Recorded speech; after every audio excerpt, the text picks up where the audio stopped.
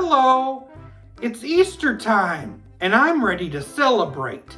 I'm gonna make an Easter dessert. This is part of a monthly collaboration.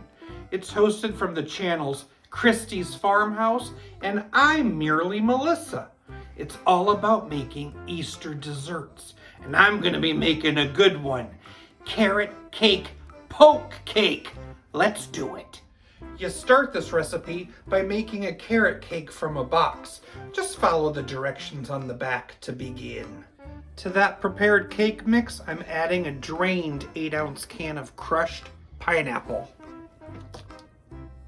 a 1/4 cup of shredded coconut, and stir that all together. Pour that into a prepared baking dish.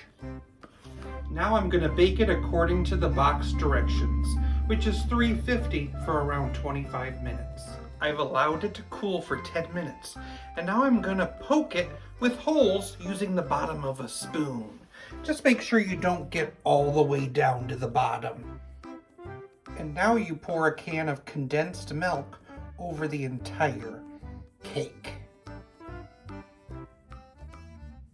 Allow it to cool completely. We need to frost this bad boy, so let's start with a nice little cup of whipped cream cheese frosting. I'm actually using about 10 ounces of it. And 8 ounces of whipped topping. Let's mix that in there. Then we pour it and spread it on top. Then you allow it to cool for at least 4 hours. I've toasted some coconut in the oven. I'm going to put it on top of this cooled cake.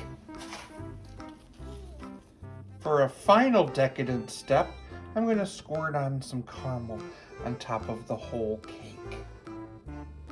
Carrot cake poke cake. It looks so good.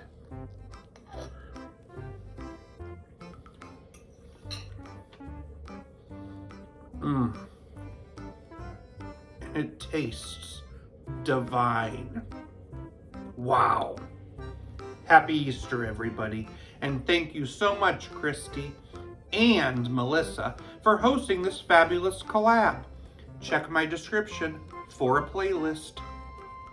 What was Peter Cottontail's name in the 70s? Peter Polyester Tail.